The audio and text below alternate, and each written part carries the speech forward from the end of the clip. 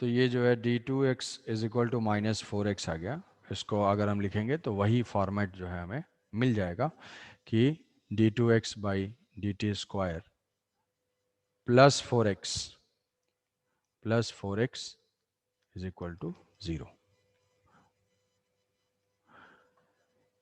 इस इक्वेशन को अगर हम यहाँ पे पुट करते हैं, इस इक्वेशन को अगर यहाँ पे पुट किया जाए तो इसी टाइप का इक्वेशन मुझे मिल रहा है। दो बार डिफरेंशिएट कर रहा हूं तो सम कांस्टेंट टाइम्स x आ जा रहा है कि अगर मैं इस इक्वेशन को डिफरेंशिएट कर रहा हूं तो सम कांस्टेंट टाइम्स x आ रहा है। जैसे यहाँ पे डिफरेंशिएट किया, दो बार डिफरेंशिएट करने के बाद ये क्या हो गया -4x। तो यहाँ पे ओमेगा स्क्वायर की वैल्यू क्या है? ओमेगा स्क्वायर जस्ट एक कांस्टेंट है, मैथमेटिकल प्रोसीजर है, ऐसा लिखते हैं, इसलिए उसको बहुत वेटेज नहीं देना है, बस मानना है कि क्या omega square is a constant. तो एक सम कांस्टेंट टाइम x आ रहा है, तो मेरे केस में वो ओमेगा की वैल्यू ये है, तो इससे मुझे वही इक्वेशन मिल रहा है। मतलब ये क्या होगा, ये SHM को रिप्रेजेंट कर रहा है, इसीलिए मुझे उस टाइप का इक्वेशन मिल रहा है। समझ रहे हो इस बात को कि अगर यस सर। ये यस सर। ये एक डिफरेंशियल इक्वेशन है, इसको बोलते हैं जिन इक्वेशन में हमारे पास बहुत सारे टाइप के लीनियर इक्वेशन है। लीनियर इक्वेशन है जहां पे x plus y is equal to 0, x plus 2xy ऐसा करके, वो सारे पॉलिनोमियल इक्वेशन है। अब जिन इक्वेशन में डिफरेंशिएशंस होते हैं, जैसे यहाँ पे omega square x plus d2x by dt² plus some dy by dx ऐसा, तो जिन इक्वेशंस में डिफरेंशिएशंस अवेलेबल प्रेजेंट होते हैं उनको हम क्या बोलते हैं? Differential equations. तो इस डिफरेंशियल इक्वेशन का एक सोल्यूशन होता है, ठीक है? तो ये इसको हम बोलते हैं सेकंड ऑर्डर डिफरेंशियल इक्वेशन, जिसमें कि डिफरेंशिएशन दो बार किया जाता है, तो वो सेकंड ऑर्डर डिफरेंशिएशन है, जिसका सोल्यूशन अपने सिलेबस में भी नहीं है। 12th में जो है इसका सोल्यूशन है डिफरेंशियल इक्वेशन में, लेकिन वो सिर्फ फर्स्ट ऑर्डर, मतलब dy by dx plus some px is equal to q, वैसे टाइप का सोल्यूशन पढ़ना है हमें। बट डबल डिफरेंशिएशन टाइप का जो है सोल्यूशन नहीं पढ़ना है।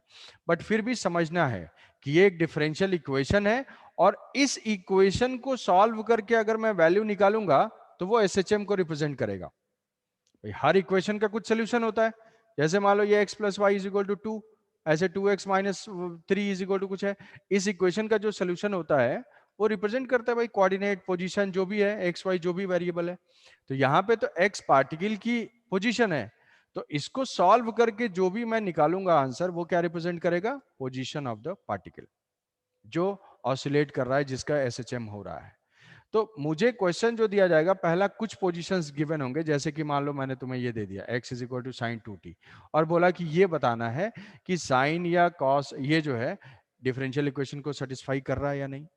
तो मैं क्या करूंगा, दो बार डिफरेंशिएट करके देखूंगा, अगर वैसा ही इक्वेशन जैसा डिफरेंशियल इक्वेशन ऑफ SHM में उसी फॉर्मेट का आता है, मतलब कि सेटिस्फाई कर रहा है, तो ये क्या है?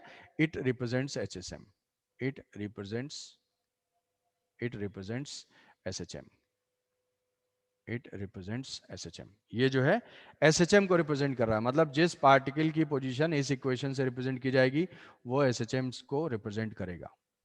समझ पा रहे हो? समझे कुछ? Yes sir. है? अच्छा, तो अब देखो, इस इक्वेशन को थोड़ा सा हम एनालाइज करेंगे तो हमें समझ में आ जाएगा कि किस टाइप का फंक्शन इसको सेटिस्फाई करेगा। इस इक्वेशन को अगर थोड़ा सा देखो तो ये डिफरेंशियल इक्वेशन ये बोलता है कि double differentiation of any function is equal to minus of that function. यही तो है, वो तो ओमेगा तो एक कांस्टेंट है, एक कांस्टेंट है, नंबर है, उससे बहुत पैनिक नहीं होना है। बस दो बार डिफरेंशिएट करें तो मुझे नेगेटिव ऑफ दैट फंक्शन मिल जाए। दो बार डिफरेंशिएट करने के बाद मुझे नेगेटिव ऑफ दैट फंक्शन मिलना चाहिए। ऐसा फंक्शन ही इसका सोल्यूशन होगा, ऐसा फंक्शन ही इसका सोल्यूशन होगा।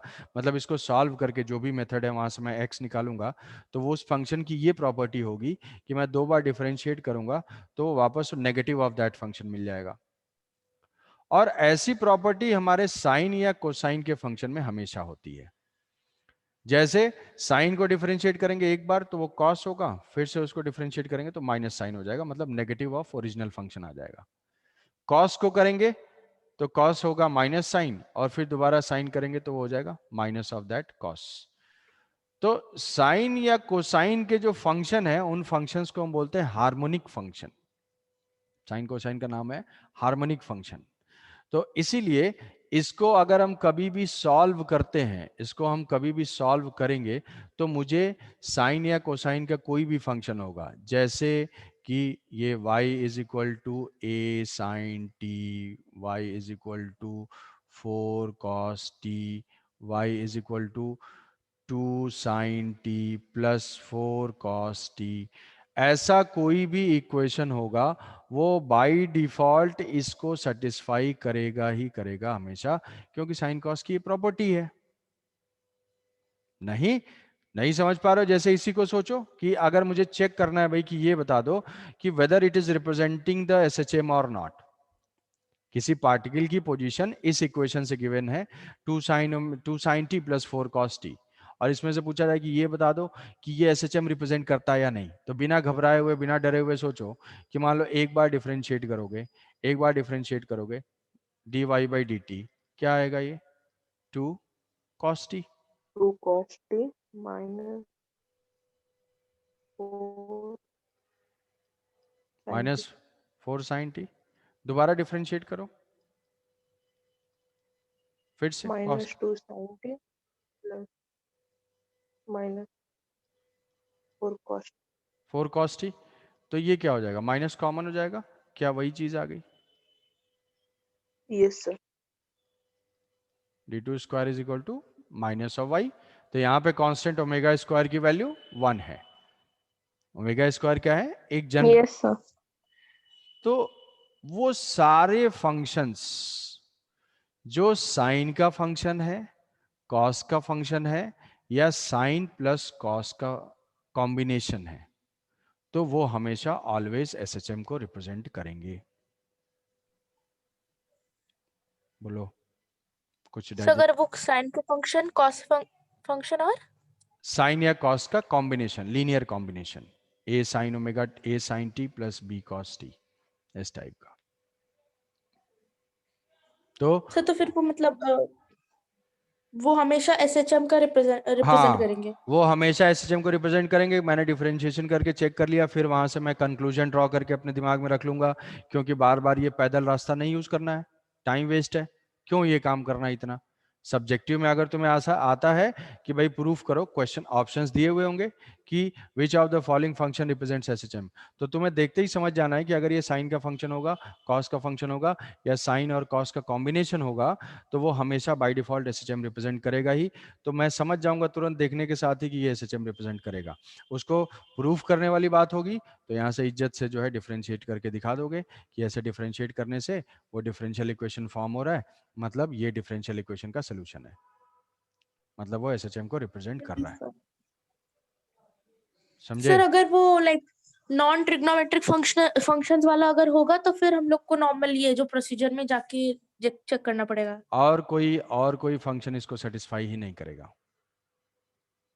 समझे? और कोई जैसे एक्स स्क्वायर ले लेंगे, टी स्क्वायर ले लेंगे, तो वो थोड़ी बन जाएगा। अगर टी टी स्क्वायर ले लेंगे, कुछ टी स्क्वायर ले लो, टी क्यू, ये दो बार डिफरेंशिएट करेंगे तो गायब हो जाएगा, एक्स कहाँ से बनेगा? समझ रहे हो कि ऐसी यस प्रो सर। ऐसी Yes प्रॉपर्टी sir। ऐसी प्रॉपर्टी सिर्फ मेरे साइन और कॉस में ही है, और इसीलिए इसका सोल्यूशन हमेशा साइन या कॉस में ही रहेगा। तो ये तो हुआ differential equation and how to check any equation whether it is representing SHM और नॉट, ये पॉइंट हुआ। अब मैं इस इक्वेशन का एक सोल्यूशन निकाल देता हूँ, जनरल जनरल हम सॉल्व मतलब करते हैं। अगर ऐसे क्वेश्चन आ गया तो हमें तो प्रूव करके दिखाना होगा ना। हाँ, ऐसे करना पड़ेगा, ऐसा करना पड़ेगा, देख के समझ जाना है कि हाँ ठीक है ये एसएचएम होगा, बट ऐसे लिख के दिखाना पड़ेगा। चेक करने वाले को कैसे समझ यस में सर। आएगा कि तुम्हें समझ में आ गया? तुम तो कहोगे हाँ मैं समझ गया समझ गया उसमें लिखना पड़ेगा उसको, ठीक है?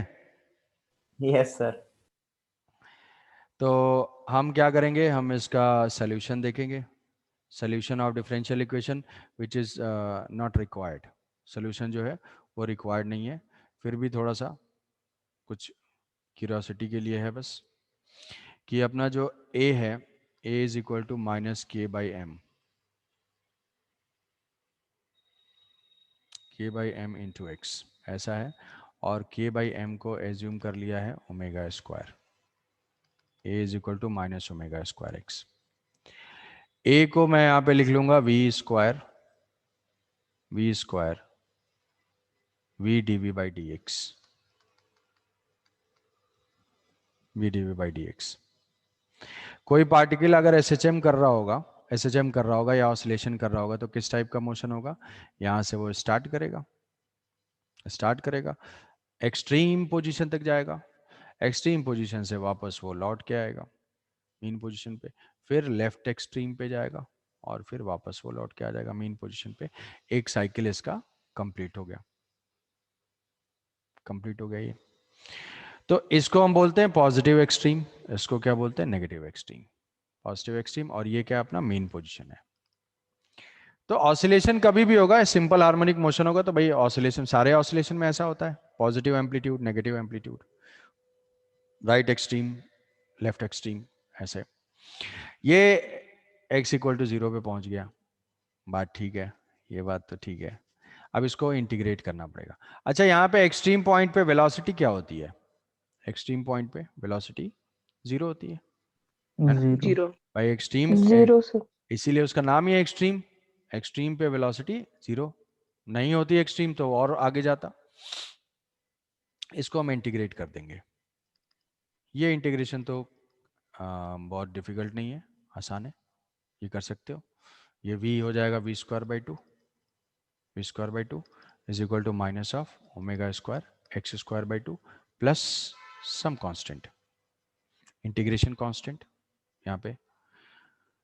अब इस इंटीग्रेशन कांस्टेंट की वैल्यू फाइंड करेंगे।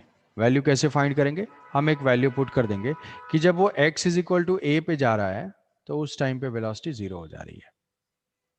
तो जब x is equal to a पे पुट किया यहाँ पे, x is equal to a पे, तो वेलोसिटी जो है वो हो गई 0, वेलोसिटी हो गई 0, x is equal to a। तो c की वैल्यू क्या हो जाएगी, c इज इक्वल टू, मुझे एक पॉइंट पे वैल्यू पता है तो उससे मेरा ये कांस्टेंट आ जाएगा, इंटीग्रेशन कांस्टेंट। तो वो c is equal to what, omega square a square divided by 2, यही आएगा। v0 पुट करेंगे, यहाँ a स्क्वायर पुट करेंगे। Yes sir. तो अब ये इक्वेशन मेरा फर्दर रिड्यूस हो जाएगा, v square by 2 is equal to minus omega square x square by 2 minus of plus of omega square a square by 2। यहाँ से 2 कैंसिल आउट हो जाएगा, 2 कैंसिल आउट हो जाएगा, ये हो जाएगा v जो वेलोसिटी आ जाएगी, velocity is equal to omega square root of a square minus x square. v is equal to omega a square minus x square, omega root से कॉमन ले लिया। अब ये जो वेलोसिटी है, this v is equal to dx by dt, omega square root a square minus x square. फिर से variable separate करेंगे, तो ये हो जाएगा a square minus x square is equal to omega into dt। अब प्रॉब्लम ये है कि इसका मुझे करना पड़ेगा इंटीग्रेशन करेंगे और कुछ वैल्यू मुझे पता नहीं है, मतलब इसका फंक्शन फार्मूला क्या है, कोई फार्मूला बता सकता है? नहीं ये उतना पॉपुलर नहीं है, स्पेशली जो इंटीग्रेशन नहीं पढ़ रहे हैं उनके लिए। तो इसका इंटीग्रेशन होता है sine inverse of x by a, ये होता है sine inverse of x by a, इसका इंटीग्रेशन होता है square root of a square minus x square. तो इसको हम यहाँ पे पुट कर देंगे, यहाँ पे इंडेफिनिट इंटीग्रेशन है तो ये हो जाएगा sine inverse of x by a, इधर क्या हो जाएगा, ओमेगा तो कांस्टेंट है, omega t plus a, omega t plus some constant, उस कांस्टेंट को हम बोल देते हैं फाई, उस कांस्टेंट को स्पेसिफिक नाम है फाई। अब यहां से x मैं फाइंड कर लूंगा, x is equal to a sine omega t plus phi.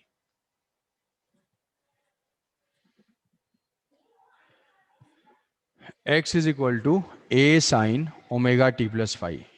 ये क्या है, देखो साइन का फंक्शन आया, ये एक जनरल सॉल्यूशन है। ये क्या है, ये एक जनरल सॉल्यूशन है किसी भी डिफरेंशियल इक्वेशन का, मतलब जो भी पार्टिकल ऑसिलेट कर रहा होगा उसका फंक्शन हमेशा इसी फॉर्मेट का होगा। ए की वैल्यू किसी के लिए 2 centimetre, 4 centimetre, 5 centimetre, 1 metre, 2 metre, किसी इसकी वैल्यू किसी के लिए 0, किसी के लिए माइनस, जो कुछ भी चेंज होता रहेगा। ओमेगा की वैल्यू चेंज होगी, फाई की वैल्यू चेंज होगी, ए की वैल्यू चेंज होगी, बट फंक्शन हमेशा यही रहेगा। तो this is the differential equation, solution of the differential equation of SHM. तो तुम्हें बस इतना ही समझना है कि उस डिफरेंशियल इक्वेशन का, तुम्हें बताया था अभी, तुम्हें बताया था कि भाई कभी भी अगर ऐसा होगा, अब तुम्हें ये यहाँ पे थोड़ा थोड़ा कुछ कुछ क्लियर हो रहा होगा कि ओमेगा स्क्वायर क्यों ले रहे थे। भाई किसी ने डिफरेंशिएशन सॉल्व किया होगा, करने के बाद उसको लगा होगा कि यार ये रूट उठ आ रहा है फालतू में, तो मैं उसको ओमेगा स्क्वायर ही मान लेता हूँ। तो ओमेगा स्क्वायर करने से ये सीधा सीधा ओमेगा आ गया। तो हम लोग के लिए किसी ने मेहनत की है जिसकी वजह से हमारी लाइफ थोड़ा सिंपल है। तो ये हो गया जनरल सॉल्यूशन ए साइन ओमेगा टी। तो अब ये तो पहले ही बताया था कि भाई साइन या कॉस का कोई भी फंक्शन होगा तो वो क्या हो जाएगा, वो एसएचएम को रिप्रेजेंट करेगा। तो ये अपना हो जाएगा general equation where a is what, a क्या है, मैक्सिमम एक्स कोऑर्डिनेट। तो maximum x coordinate is called amplitude. Amplitude is the maximum displacement from mean position. Omega is called angular frequency, Angular frequency. and phi is called initial phase Phase constant. क्या बताता है phase constant? Say initial position. Direction, हाँ ठीक है। कि phase जो है यहाँ पे, फेज को हम समझेंगे, फेज के कैलकुलेट कैसे करते हैं और क्या होता है। तो फेज जो है वो बताता है इनिशियल कंडीशन। अब एसएचएम में फेज जो है वो एक यूनिक क्वांटिटी है जो फाई है, ओमेगा है। तो अगर किसी भी पार्टिकल के ऑसिलेशन को मुझे लिखना है, ठीक है, किसी भी पार्टिकल के ऑसिलेशन को लिखना है, तो मुझे ये तीनों पैरामीटर्स पता होने चाहिए, ये तीनों पैरामीटर्स नोन होने चाहिए यहाँ पे। तो मैं उसके इक्वेशन को लिख सकता हूँ कि एम्पलीट्यूड गिवन है, एंगुलर फ्रीक्वेंसी गिवन है और फेज गिवन है। किसी ने दे दिया कि भाई एम्पलीट्यूड 2 सेंटीमीटर है, एंगुलर फ्रीक्वेंसी 4 है और उसका फेज जो है वो π/2 है। तो what is the equation of motion? तो इक्वेशन ऑफ मोशन इस तरीके से हो जाएगा 2 sin 4t + π/2। अब ये सबको फाइंड करने के अलग अलग तरीके हैं। ओमेगा फाइंड करने के लिए हमारे पास अलग मेथड्स हैं, फाई फाइंड करने के लिए मेथड्स हैं। एम्पलीट्यूड तो ठीक है, मैक्सिमम डिस्प्लेसमेंट ही है, तो उसकी मैक्सिमम वैल्यू गिवन होगी, तो वो फाइंड करने के तरीके हैं, इसको देख के हम इक्वेशन लिख लेंगे। समझे कुछ? हाँ सर। तो Yes sir. अगर देखोगे तो ये आज की चीज़ जो है इसमें से सिर्फ एक यही क्वेश्चन जो है वो इसके हिसाब से यूज़फुल है। कौन सा? एक जो ऑल ऑसिलेशंस आर एसएचएम, ये वो जो बताया था, डैम्प्ड अनडैम्प्ड क्या है, व्हाट इज एसएचएम, एसएचएम में क्या खास बात हो सकती है, ऑब्जेक्टिव में आ सकता है कि ऑसिलेटरी मोशन होता है एसएचएम, पीरियोडिक मोशन होता है, फोर्स जो है डायरेक्टली प्रोपोर्शनल टू एफ के एक्स होता है, एफ माइनस के एक्स होता है, कौन सा स्टेटमेंट करेक्ट है, ए बी सी ऐसे करके। तो इसके ऊपर क्वेश्चन हो सकते हैं। Differential equation, identify the current differential equation of SHM, ये रट लेना है। उसके बाद फिर how to check whether any equation is representing SHM और नॉट, और उसके बाद सोल्यूशन। ये कभी नहीं आएगा, कुछ जरूरत नहीं है, ठीक है। जिसको अगर कोई प्रेशर हो रहा है, कोई प्रेशर लेने की जरूरत ही नहीं है, कभी आएगा नहीं, कोई पूछेगा नहीं कि derive the equation of this. सीधे सीधे तुम्हें याद होना रखना होगा कि डिफरेंशियल इक्वेशन का सोल्यूशन है a sine omega t plus phi. मुझे ए, ओमेगा और फाई अगर तीनों पैरामीटर्स नोन है तो मैं उस पार्टिकल की पोजीशन को लिख सकता हूं करेक्टली। और अगर पोजीशन पता है तो तो पार्टिकल, मतलब बोलो। सर कोई ऐसे क्वेश्चन मतलब बताइएगा जिसमें ये डिफरेंशियल ऑफ एक्स का मतलब यूज किए हो।